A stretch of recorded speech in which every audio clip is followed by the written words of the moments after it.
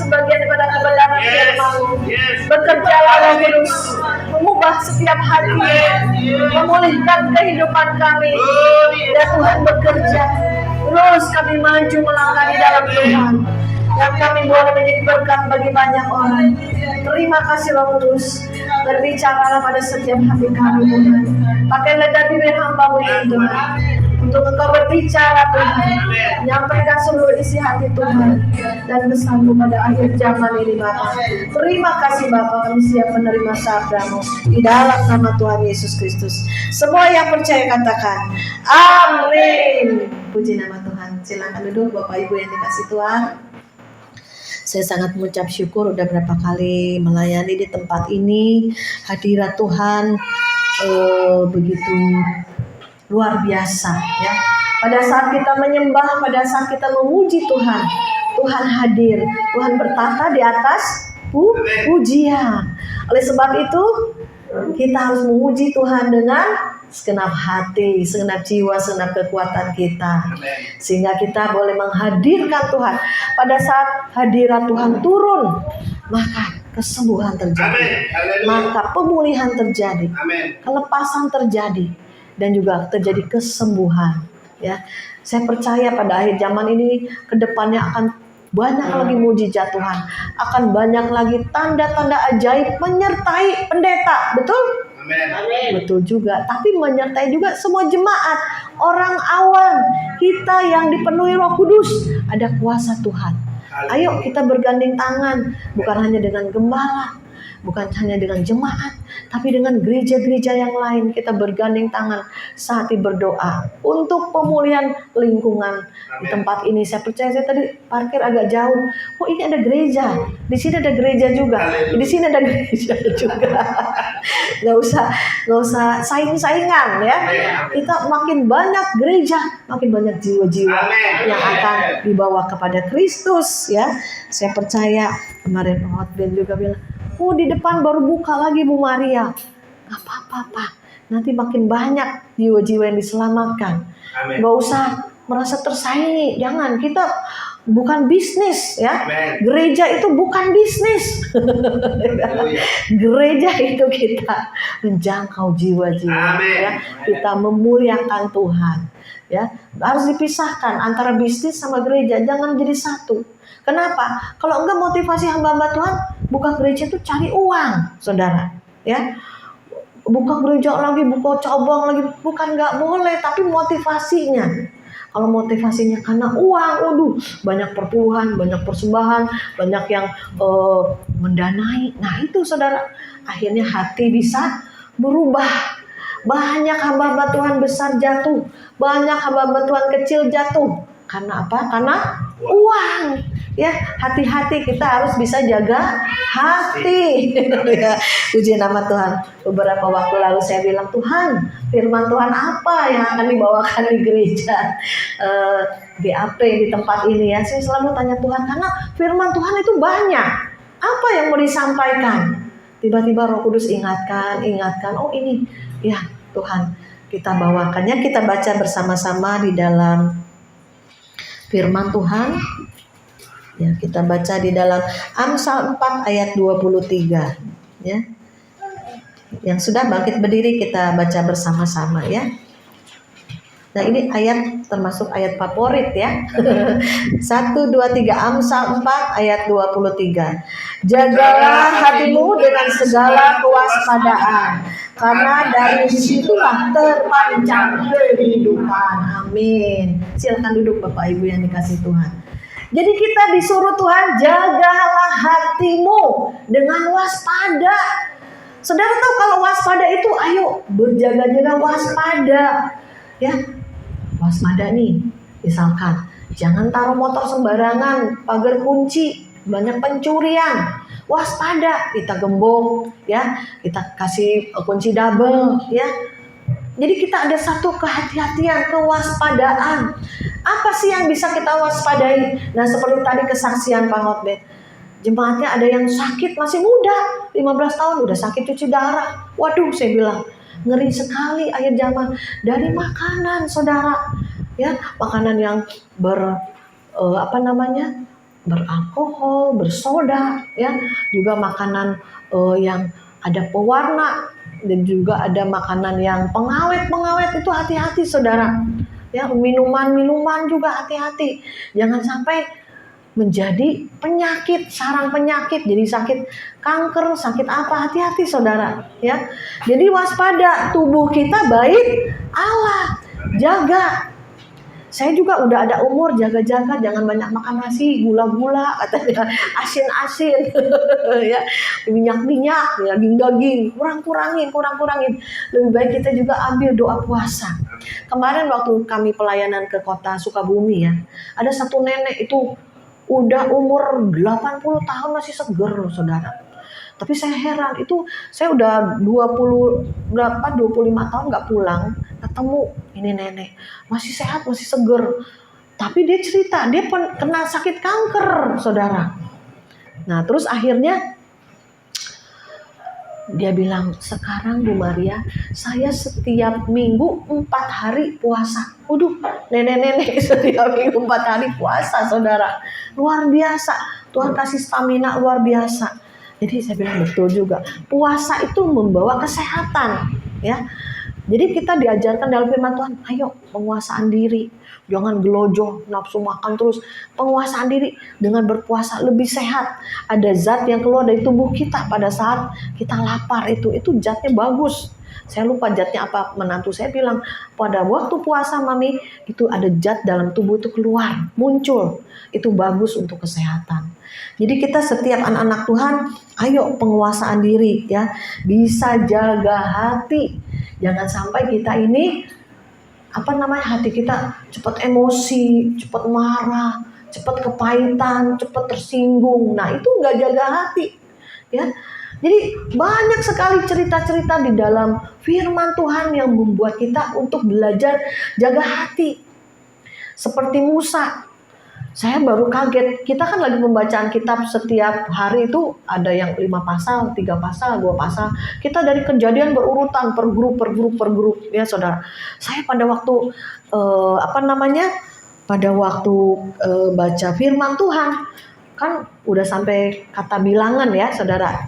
Ini saya sampai sempat terkaget saudara. Karena kadang firman Tuhan kita lupa, diingatkan lagi. Saya baca ya Bilangan 12 ayat 3.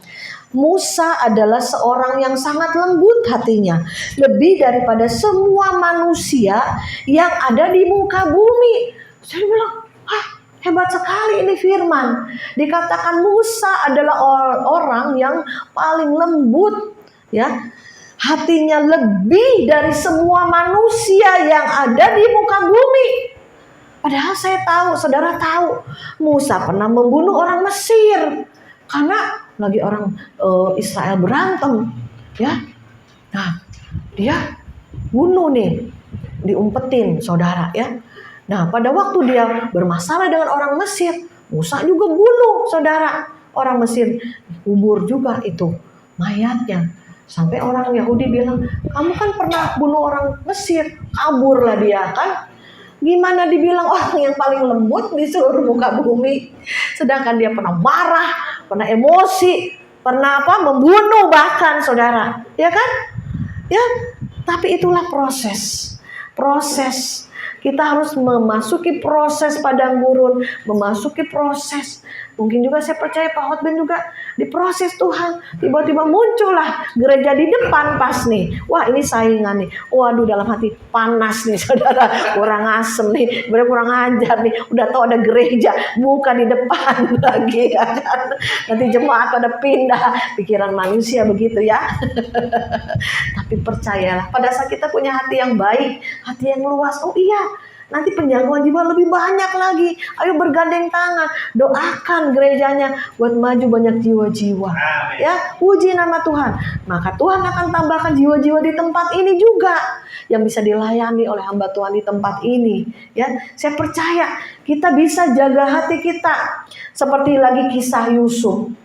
Saudara, gimana kurang-kurangnya dia dimasukin di sumur, baju yang indahnya dirobek-robek, dipotonglah domba, dikasih darah, Dikasih tahu ke papanya, ini anakmu yang paling bapak kasih mati diterkam harimau, gitu ya. Padahal enggak, saudara. Yusuf dijual ke tanah Mesir, jadi budak. Tadinya enak, waduh berkelimpahan, orang tuanya kaya raya, jadi budak, saudara, harus kerja keras. Ya, Yusuf ini gak kurang-kurang loh, saudara.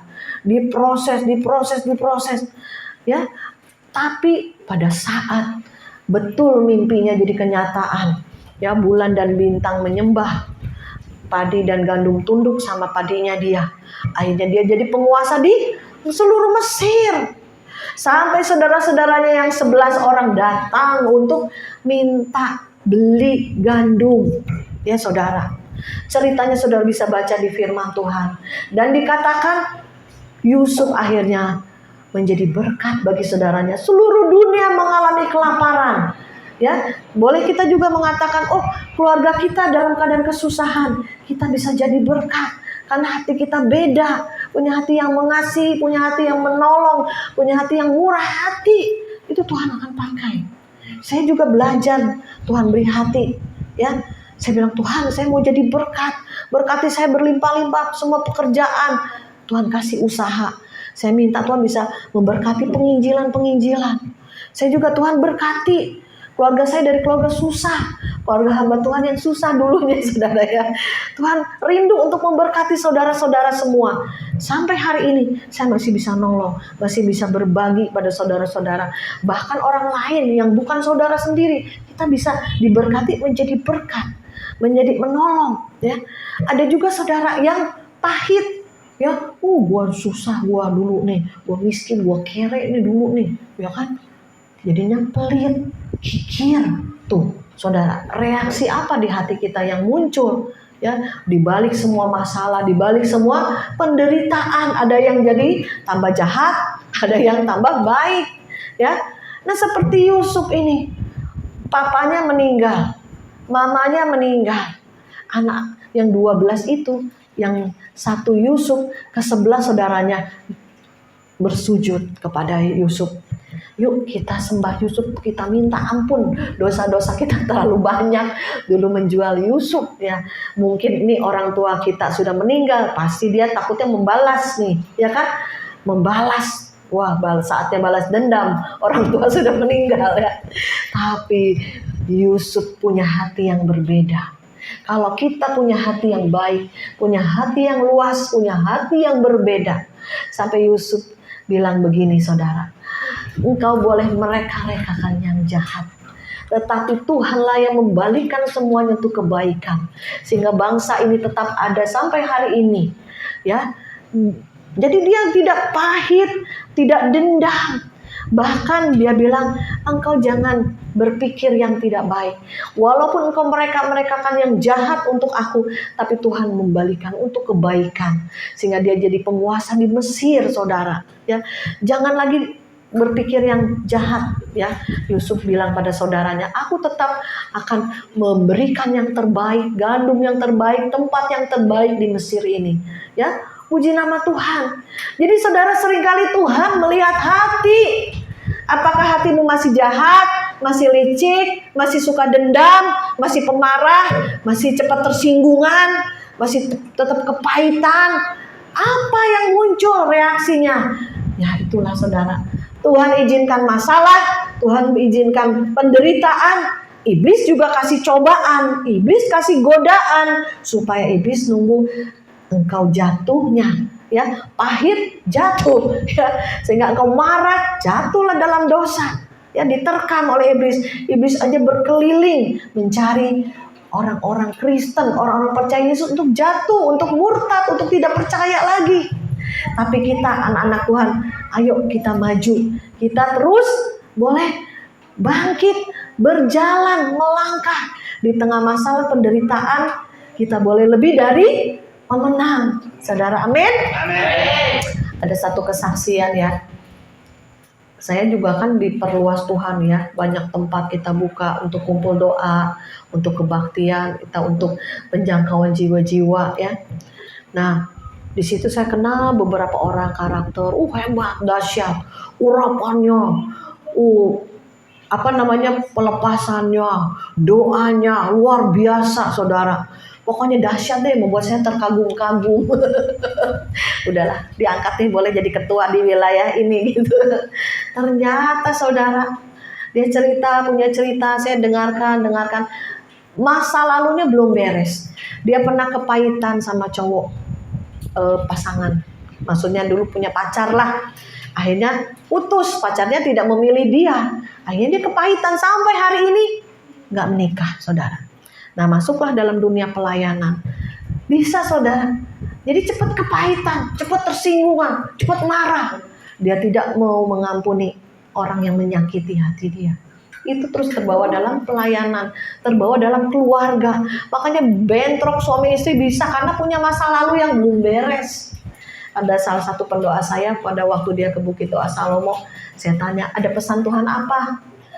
Tuhan bilang, masa lalu yang belum beres bisa terbawa-bawa dalam pelayanan, bisa terbawa-bawa dalam keluarga, bisa engkau tidak akan masuk dalam kerajaan surga. Kenapa? Itu ada pijakan iblis yang belum diselesaikan. Saya juga, apalagi saya dengan pengerja-pengerja, dengan teman-teman saudara-saudara seiman, bisa loh saya sakit hati, bisa saya kesel, bisa marah, ya kan, bisa kecewa, ya kan, bisa. Tetapi saya bilang, yang paling besar aja dalam hidup saya bisa mengampuni. Suami saya yang menyakiti hati saya, mengkhianati saya, bisa saya ampuni. Kenapa? Dengan kekuatan Roh Kudus. Saya sebetulnya hati mengampuni, tapi dalam roh belum. Disitulah saya dilepaskan, doa pelepasan, ya, bisa mengampuni orang yang menyakiti hati kita, yang mengkhianati kita, yang jahat sama kita bisa mengampuni, saudara. Jadi bukannya kita punya hati, iya benar kata firman harus mengampuni, kalau nggak doamu terhalang. Tuhan, aku ampuni dia gini-gini, tapi sebetulnya dalam kedalaman belum. Kita belajar dalam kedalaman roh. Sekarang Tuhan akan korek, saudara, ya. Mungkin saudara mempunyai hati yang belum beres. Mungkin ada simpan masa lalu yang belum beres. Mungkin ada pembenaran diri. Kalau dikritik, kalau dinasehatin marah, tersinggung. Kalau dinasehatin sedikit aja udah kecewa, udah marah, udah maki-maki, saudara, udah keluar kata-kata kotor, kata-kata jahat, udah keluar kata-kata setan-setan, saudara. Saya juga kadang kaget-kaget sama orang-orang seperti itu. Ya. Banyak sekali saya ditemukan dengan orang-orang seperti itu. Kita ngomongnya pelan-pelan, kita nasihatinnya baik-baik. Oh, ini marah meledak, apa lu? Setan lu, gini-gini. Waduh, ajak berantem. Tuhan Yesus tolong, jangan kita kepancing, saudara, ya. Jadi pahit, jadi kita kepancing juga jadi marah, ya saudara. Hati-hati, ya saudara. Nah, disitulah kita belajar untuk jaga hati. Tuhan bilang jaga hati. Ayo pegang dada kita. Tuhan, jagalah hatiku. Selain kita minta tolong Tuhan jaga hati kita pun harus bisa jaga hati kita sendiri, saudara. Ya, kalau mau tiba-tiba dikasih masalah, buat kita marah, tenang, Roh Kudus dalam hati, sabar, tenang. Oh, nggak bisa, dia terlalu, dia kurang ajar, kata-katanya jahat. Oh, gue bales nih, perbuatannya juga begini. Roh Kudus tenang, sabar. Kita mau nurut Roh Kudus atau mau ngikutin kedagingan kita, ya kan? Kedagingan seringkali iblis pakai untuk apa? Untuk menjadi marah, emosi, pahit, ya. Saya juga ada beberapa juga teman suaminya pendeta, dia remaja waktu itu, baru bertobat, cinta Tuhan. Jadi sama-sama kaum muda kan. Nah, suaminya ini dulu belum suami ini, masih pemuda-pemuda. Pendetanya tuh kakaknya. Kamu disuruh Tuhan nikah sama adik saya, disuruh Tuhan, tuh pakai nama Tuhan. Dia baru bertobat, dia baru percaya Yesus dari penyembah berhala. Iya ya, disuruh Tuhan ya. Dia takut kalau udah dengar disuruh Tuhan, kata Tuhan. Hati-hati, saudara. Itu banyak hamba Tuhan pakai kata Tuhan yang suruh, Tuhan yang berbicara, Tuhan yang ngomong. Duh, hati-hati saudara. Dia nggak berdoa lagi, langsung nikah. Saudara, tahu saudara? Akhirnya ini adiknya juga jadi pendeta, pegang satu sidang jemaat. Hidup dalam kepahitan. Akhirnya apa? Selingkuh. Suaminya ini selingkuh, banyak anak di sana, anak. Saudara, pendeta. Akhirnya dicopot dari kependetaannya. Ya. Istrinya nggak nikah lagi sampai hari ini. Tapi masih pahit. Bisa tiba-tiba muncul marah, emosi, ya. Tapi baik. Kalau lagi nggak disinggung, hatinya sedikit disentil, baik, ramah, doanya hebat, doanya dahsyat, menggelegar, ya kan? Disitulah belum beres. Tuhan masih mau membereskan. Sampai suaminya datang lagi, karena udah diberesin ya, udah putus, mau datang lagi. Kamu mau nggak balikan lagi sama saya? Nggak mau? No.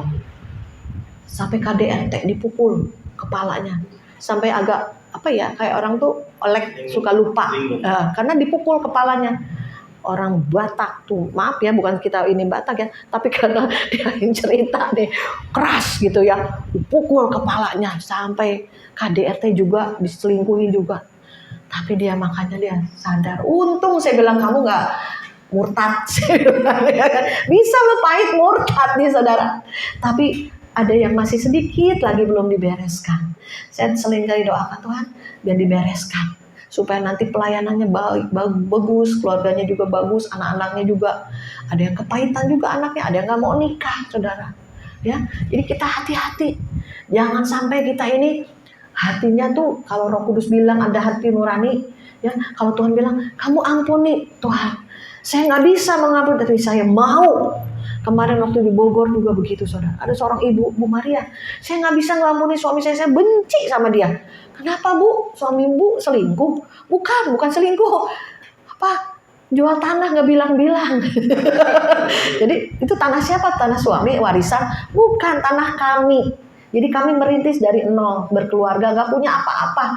Akhirnya punya apa-apa, punya tanah, punya rumah gitu loh. Dia jual tanah nggak bilang, duitnya nggak tahu kemana. Sakit hati, saya buatnya sakit hati. Sekarang kamu mau mengampuni nggak? Mau.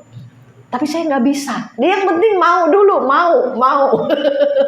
Saya juga nggak tahu saudara. Ya udah kita berdoa. Ya Roh Kudus yang tuntun kita masuk kamar. Berdoa. Ya jadi ada yang udah selesai kebaktian, ada yang mau didoakan pribadi-pribadi gitu. Saudara tahu, pada waktu kita mendoakan, dia mengakui juga Tuhan ampuni saya dosa-dosa saya juga. Harus ada pengakuan ya. Ternyata dilawat Tuhan. Ya sampai muntah-muntah saudara. Banyak lama. Ya roh kepahitan keluar dalam nama Yesus. Disitulah dia merasakan kelegaan, kelepasan. Ya, jangan pilih yang negatif, yang pahit, yang kesel. Ayo, Tuhan pada akhir zaman ini sedang memproses. Gak hanya jemaat, pendeta-pendeta juga, gak hanya pendeta yang kelas kakap, kelas teri juga.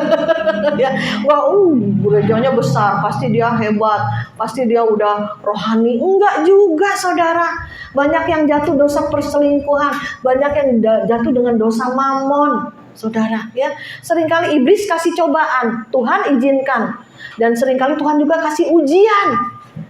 Ujiannya dadakan, seringkali tiba-tiba difitnah, tiba-tiba diselingkuhi, tiba-tiba dimaki-maki, tiba-tiba dalam sekejap ada yang sakit, ya. Jadi kesel bawaannya, ngurus yang sakit lagi gini-gini. Saya punya suami lagi sakit, bukannya saya yang kesel, tapi suaminya yang kesel. Kitanya yang harus sabar. Biasanya yang kena penyakit ya, ini kan harusnya sabar, jaga hati, ya kan? Ini kebalik, sayanya yang ngurus, yang harus sabar, saudara. Saya tuntun, saya ke dokter, saya setirin, saya tetesin, saya rapiin obatnya, saya ke apotik. Semuanya kita beri yang terbaik, saudara. Ya. Dan disitulah Tuhan proses juga hati suami saya supaya dia lebih sabar. Ya saudara. Jadi kita pada akhir zaman ini, kita seperti 5 gadis yang bijaksana, 5 gadis yang bodoh. 5 gadis yang bijaksana ada pelita menyala-nyala dan juga persediaan minyak. Nah, kalau yang bodoh-bodoh tertidur, pelitanya hampir padam. Tidak ada persiapan, tidak ada kewaspadaan. Tadi dibilang waspada, jaga hati. Nah, ini juga seperti orang yang 5 gadis yang bodoh, pelitanya hampir padam, sehingga gelaplah hatinya, gelaplah pikirannya, gelaplah seluruh kehidupannya, karena tidak ada pelita itu, lama-lama padam. Jadi jangan jadi orang yang bodoh, ya, jangan jadi orang yang rugi. Misal kita nih ya disakitin, kita nggak diajak ngomong, syukurin gua musuhin dia. Kita mah nggak apa-apa, tapi orang yang dendam, gua musuhin, gua ngajak ngomong deh, gua pokoknya benci, yang rugi dia sendiri. Kenapa? Bisa jadi sakit, bisa jadi kanker, bisa jadi hal-hal yang negatif, saudara. Ya, jadi kita harus bebaskan roh kita, bebaskan hati kita. Jangan sampai simpan sedikit kesalahan orang, sedikit kemarahan, ya, apalagi banyak, ya, berkat terhalang. Dan juga kita ini menjadi orang-orang Kristen yang tidak menghasilkan buah, karena semua sumbernya dari hati, kedalaman dulu. Ya, seperti kisah juga di dalam Daud ya saudara ya. Kisah di dalam Daud. Waktu itu Nabi Samuel datang kepada Daud. Tuhan suruh urapi anak-anak Isai. Ada salah satunya akan menjadi raja, menggantikan Saul, karena Saul tidak taat. Datanglah anak yang ke-1, anak yang kedua, anak yang keberapa. Ini ganteng, gagah, perkasa. Wah, ini pasti jago berperang. Tuhan bilang di hati Samuel Nabi ini, bukan dia. Hah? Bukan dia? Ya ganteng Tuhan, gagah perkasa, pasti menang perang terus nih. Bukan. Tuhan bilang, manusia seringkali melihat di depan mata, tapi Tuhan lihat kedalaman hati. Terus Samuel bilang, bukan ini ya Pak Isai, ada lagi nggak anakmu yang lain? Ada, lagi ngangon kambing 2-3 ekor. Akhirnya dipanggil lah si Daud, saudara. Nah, Tuhan bilang, ini masih kayak anak-anak, pipinya kemerah-merahan, saudara. Ini dituangin lah urapan untuk menjadi raja, ya. Jadi seringkali kita melihat manusia itu dari depan mata, tapi Tuhan lihat kedalaman hati. Saudara mungkin di sini oke semua, sukacita semua, nyanyi semua, sampai di rumah marah-marah, sampai di rumah kesel-kesel hati, kan? Gak bisa jaga hati, cepat emosi, cepat kesel, berantakan pulang dari gereja, belum masak, belum apa, marah-marah, dimarahin suami, anak-anak, dimarahin istri, ya. Itu gak bisa jaga hati. Makanya penting sekali pada akhir zaman ini, ayo kita jaga hati. Jangan sampai ada apapun juga kepahitan, kekesalan, kemarahan yang disimpan, apalagi saudara cinta uang, cinta mamon. Kalau yang kaya-kaya di jemaat, shalom, shalom. Kalau yang miskin, nggak mau pura-pura. Dan paling mau ngutang lagi nih. Kita kan banyak sekali ya ketemu orang-orang. Ada yang kalau kita shalom, saya kadang ada orang yang mau pinjam ya, daripada nanti dia nggak balikin, ketemu saya dia malu, saya nggak bisa pinjamin ya. Paling saya beri sehati saya Tuhan taruh gitu. Ada kan yang begitu saudara, pinjam uang lupa bayar saudara. Malu ketemu kitanya belum bisa bayar atau lupa ya. Jadi kita harus bisa jaga hati, jangan sampai hati kita tercemari. Demikian juga pelayanan saya dari Cikupa ke sini 2 jam. Kalau hitung-hitungan dagang, gue dapat apa di sini? Gue keluar bensin, gue nggak dapat PK, gue ini itu. Itu kalau secara logika hitung-hitungan loh saudara, ya kan? Mendingan gue ke gereja yang ini. Gereja ini ada persembahannya, ada ininya, itunya, fasilitasnya, apanya.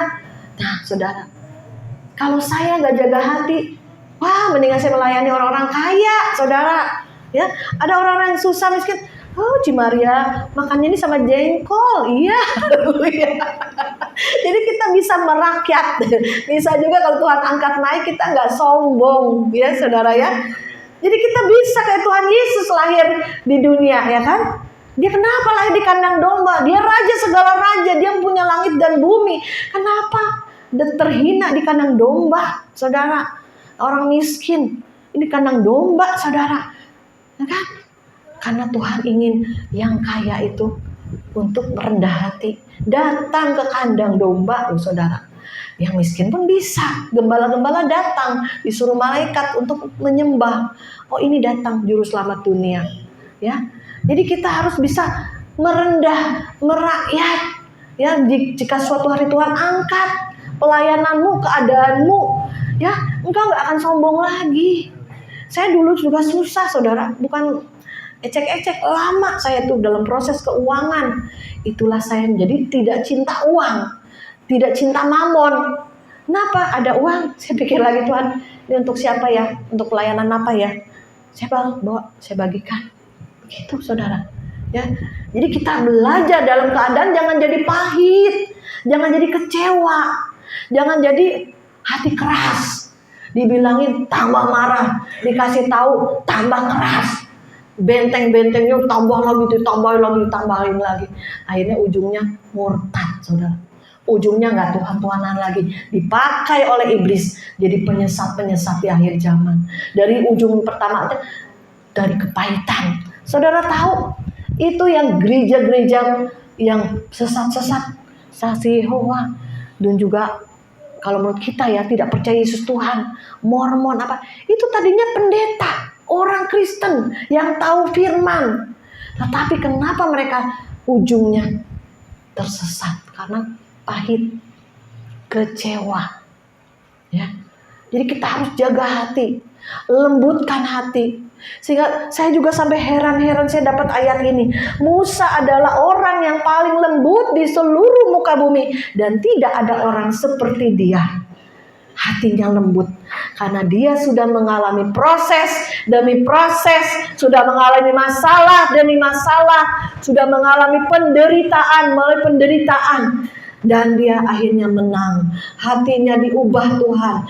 Hatinya menjadi lembut. Hatinya menjadi murni. Hatinya menjadi tulus. Hatinya menjadi orang yang baik.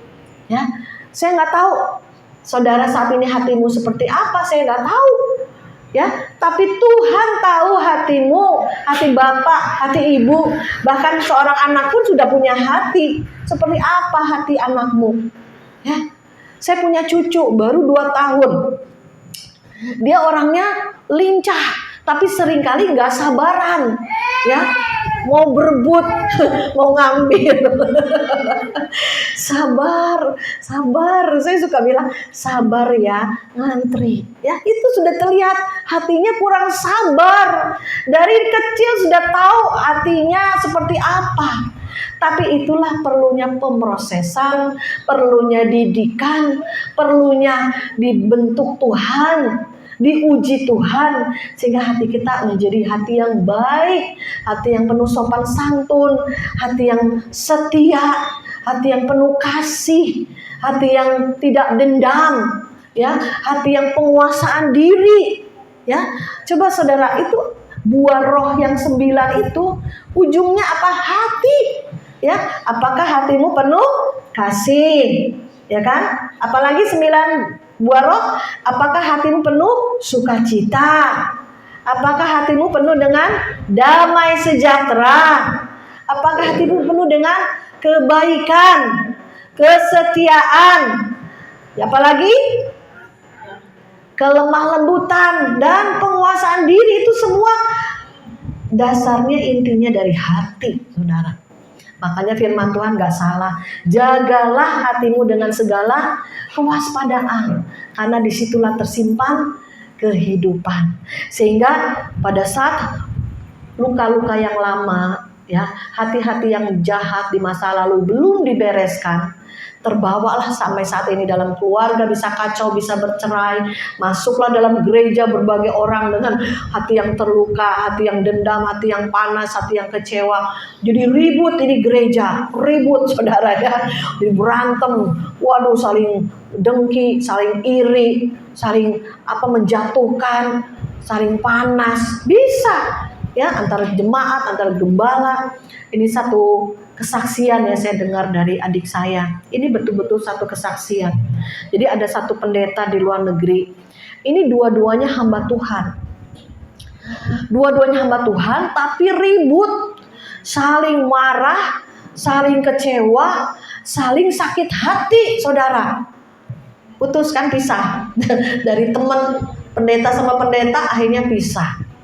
Dan kemudian karena saking bencinya pendeta yang ini sama pendeta yang A sama B, saking bencinya pendeta yang A, dia pergi ke dukun. Untuk apa? Untuk mendukuni pendeta yang B. Nah, kok bisa? Saya bilang, masa pendeta pergi ke dukun? Saya bilang gitu. Ini kesaksian betul. Pergi ke dukun. Terus dukunnya bilang, dikasih, kamu pandang orangnya. Iya, kamu tusuk-tusukan pakai pisau atau jarum benda tajam. Mungkin potretnya, mungkin gambar pendeta yang dia benci, temennya, ditusuk-tusuk, seperti disantet, saudara, mati. Ya, mati itu temannya. Kenapa bisa kena santet, kena susuk guna-guna, kena santet ya? Karena dua-duanya saling membenci, saudara. Ya, misal si A nyantet si B. Si B ini juga benci sama si A. Makanya waktu si A itu ke dukun, si B kena. Kenapa? Karena si B ini membenci si A. Tuh, hati-hati. Saya bisa belajar dari kesaksian ini. Pendeta-pendeta juga bisa berantem, bisa saling serang, bisa saling benci, bisa. Padahal sudah membawa firman di mimbar. Bisa mendoakan orang, melepaskan orang. Hati-hati, ujungnya tidak sampai kerajaan surga. Tuhan buang, Tuhan gak kenal. Hati-hati, saudara. Saya merenung juga, wah, kita harus bereskan hati. Jangan ada, saya doa sampai saya hancur hati. Tuhan, bereskan lagi apa yang di dalam saya yang belum beres. Seringkali kita gak tahu hati kita seperti apa. Seringkali kita nggak ngerti hati kita sedalamannya apa, saudara. Situ kita doa minta Tuhan rombak lagi, hancurkan saya lagi, didik dengan keras lagi, supaya kita murni, supaya kita benar, supaya kita sungguh-sungguh melayani Tuhan. Dan akhirnya kita dapat kekekalan upah di surga. Tuhan sudah menanti kita. Jangan sampai saudara tereliminasi. Setan ketawa, setan tepuk tangan. Akhirnya kau jadi penyesat, kau jadi nabi palsu, sehingga kau jadi pendeta upahan, sehingga engkau hanya kejar uang, ya, untuk jadi hamba Tuhan, supaya terkenal, supaya engkau berkuasa. Hati-hati. Penyesatan akan semakin banyak di ujung akhir zaman. Karena apa? Pahit sama orang Kristen, pahit sama pendeta, pahit ujungnya sama Tuhan. Hati-hati ya, bereskan. Mungkin juga ada dari dulu bukan Kristen, penyembah berhala, tapi pada waktu masuk Kristen, wah, orang Kristen lebih setan dari setan nih. Bisa. Akhirnya pahit, kecewa, berbalik lagi. Bisa. Ada juga saya dengar kesaksian si Maria, dia masuk Kristen, katanya diberkatin. Oh, jadi orang Kristen diberkatin Tuhan banyak uang. Ternyata dia sudah dibaptis, sudah masuk Kristen. Mana? Berkat mana? Tuhan. Kecewa, balik lagi, saudara. Hati-hati. Punya motivasi yang salah. Kita percaya Yesus karena Yesus sudah menyelamatkan kita. Kita percaya Yesus karena Tuhan sudah ganti dosa-dosa kita di atas kayu salib. Sehingga kita hidup benar, hidup kudus, menyenangkan Tuhan. Harus punya fondasi yang benar. Saya terakhir sama teman ada kelompok doa. Kita harus bikin pemuritan. Setiap seminggu sekali, oke, kita ajarin. Supaya jangan tersesat. Karena banyak sekarang juga orang-orang penyesat ke rumah-rumah. Mereka yang imannya lemah, yang kekristenannya ya asal ke gereja seminggu sekali udah, nggak ada jam doa, nggak ada baca firman, nggak ada kedekatan dengan Tuhan, mudah sekali jatuh. Ya, ayo kita sebagai hamba-hamba Tuhan, mungkin Pak Hotmin bisa bikin pemuritan, bikin acara untuk mengenal firman lebih dalam. Kita yang sudah dewasa juga ayo memberikan pemuritan demi pemuritan, pelajaran Alkitab, pokok-pokok dasar kekristenan ini apa. Jangan sampai tersesat. Kemarin saya dengar di YouTube, saudara, saksi Yehova bilang, Kristus itu bukan Tuhan. Dia hanya pencipta, dia hanya utusan. Tuh. Tapi dia dibilang, kamu Kristen? Saya Kristen. Tuh, saudara. Tapi nggak percaya Yesus Tuhan. Sesat, saudara. Hati-hati. Baca firmannya Alkitab, ngelotok ayat per ayat dia bahas. Tapi tersesat di tengah-tengah dia baca Alkitab. Hati-hati. Jadi kita ayo sebagai anak-anak Tuhan, jaga hati, minta Tuhan selidiki, kita bebaskan, lepaskan. Tadinya yang punya sakit penyakit, ada kelepasan, ada kebebasan. Dan kemarin saya dengar ada kesaksian teman. Satu lagi saya tutup kesaksiannya. Dia membawa satu temannya untuk dibaptis air. Puji Tuhan, saya bilang luar biasa. Iya Ci Maria, dia itu dulu penyembah berhala. Dan dia punya penyakit, maaf ya, kalau wanita itu keputihan.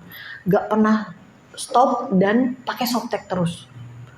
Pada waktu dia injilin, dia kasih tahu, akhirnya dia mau dibaptis. Setelah dibaptis sembuh, saudara. Mujizat, ya. Itu saudara, ada ikatan-ikatan dosa, ada ikatan-ikatan iblis. Ayo bereskan hati kita, bereskan semuanya. Sehingga Tuhan bisa bekerja, berkarya, ada kesembuhan, ada pemulihan, ada karakter Kristus yang muncul. Saya juga belum sempurna 100%, tapi saya mau disempurnakan. Saya punya kelembutan, saya punya ketaatan, saya punya kesetiaan, saya punya kerinduan Tuhan pakai. Ya, sebagaimana saudara rindu Tuhan untuk bekerja dalam hidup kita, saudara akan diproses. Siap. Masalah prosesmu, tiba-tiba lost job, tiba-tiba kena sakit, tiba-tiba berantem sama teman, tiba-tiba marah sama pendeta, tiba-tiba pikiran setan datang, tiba-tiba bisa maki-maki, tiba-tiba bisa iri hati, tiba-tiba bisa marah, kecewa. Proses. Saudara harus bisa melewatinya. Saudara harus menang, bisa jaga hati, bisa tenang. Saudara, disitulah kemenangan. Amin. Puji nama Tuhan. Saya undang bangkit berdiri, kita naikkan satu pujian, selidikilah aku, ya. Selidiki aku. Mari saudara, kita hari ini kita diingatkan Roh Kudus untuk bisa jaga hati, sehingga kita menjadi wanita yang bijaksana, yang mempunyai temperamen karakter Kristus, yang roh jiwa tubuh kita sempurna sampai kedatangan Yesus. Jangan ada cacat sedikit pun, jangan ada noda sedikit pun. Tuhan akan bereskan terus sehingga kau berpakaian putih cemerlang. Perbuatan baikmu, imanmu mencerminkan semuanya itu. Saudara, minta Tuhan bongkar aku. Tuhan didik keras aku. Tuhan, aku mau lagi diremukan. Aku mau lagi diuji.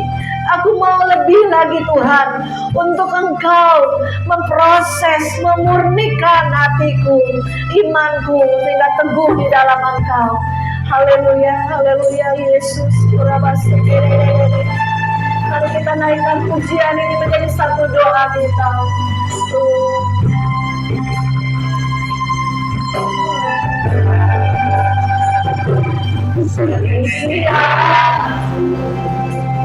Lihat hati,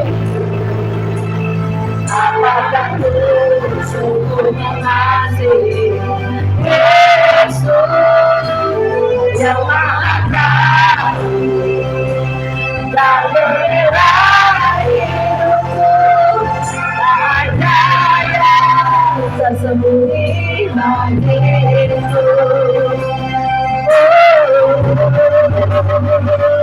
Selidiki aku, lihat hatiku, apakah ku sungguh mengasihi Yesus yang Maha Kasih.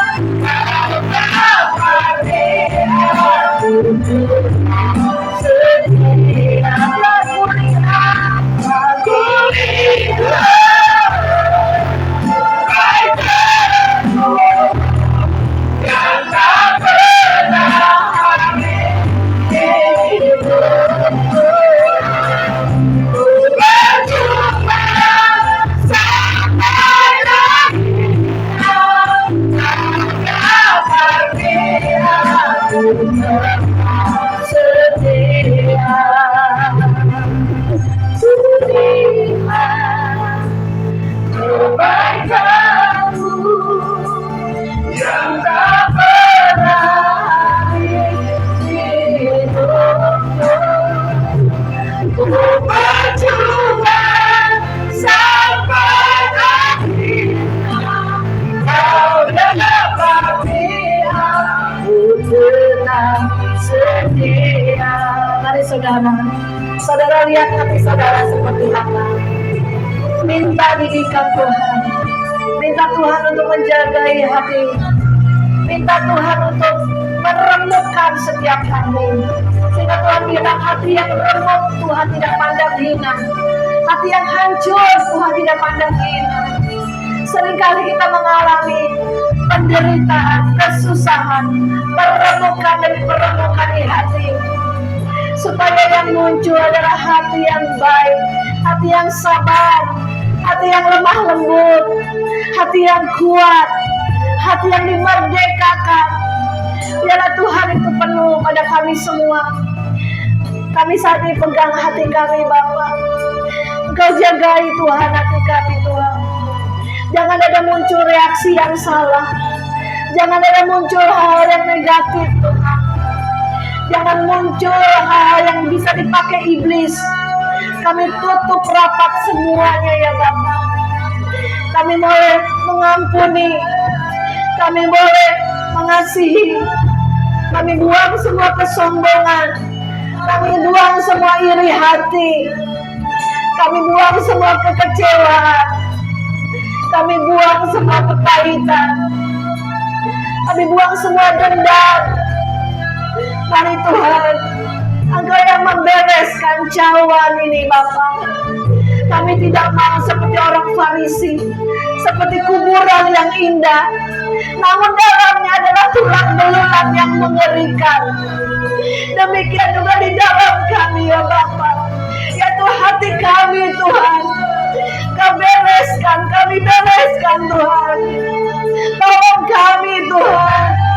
Mungkin kami tidak mampu mengampuni, kami tidak bisa mengasihi orang yang jahat terhadap kami.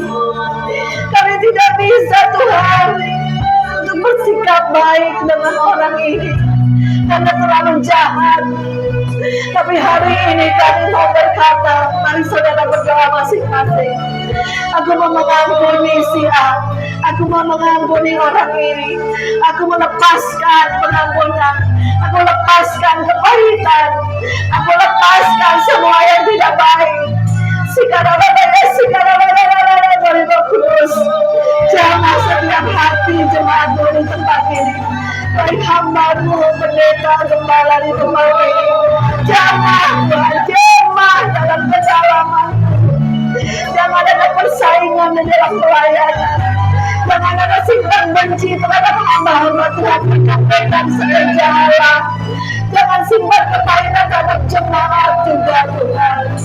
Mari Bapa bereskan murnikan kami, ampuni kami Bapa, ampuni Tuhan, ampuni Tuhan. Kami mau bebas, kami mau lepas, kami mau dimerdekakan lagi Bapa. Tidak kami luaskan hati kami, beri hati seperti hati-Mu Tuhan.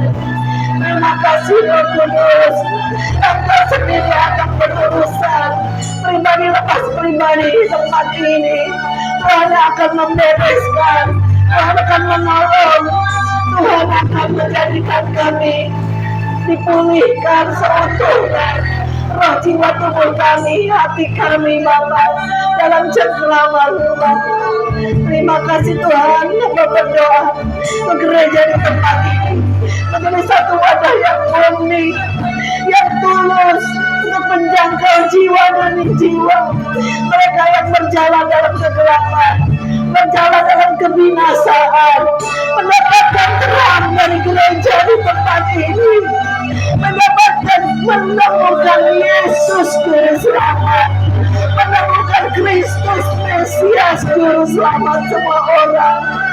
Dan wadah di tempat ini Tuhan, Engkau bekerja sehati, semua sepakat terikat dengan tali kasih-Mu Tuhan. Gereja di tempat ini, bangku-bangku yang kosong akan terisi oleh jiwa-jiwa. Mereka didewasakan di dalam Tuhan. Kami semua dewasa di dalam Tuhan. Menjadi gadis bijaksana yang menanti-nantikan kedatangan-Mu yang sudah tidak lama lagi.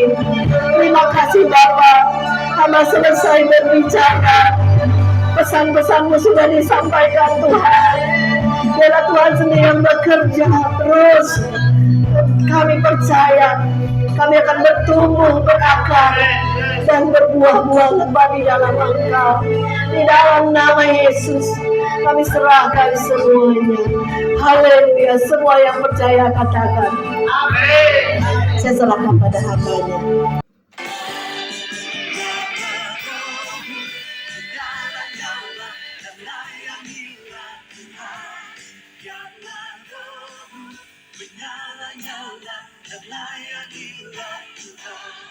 Karena Roh-Mu menyala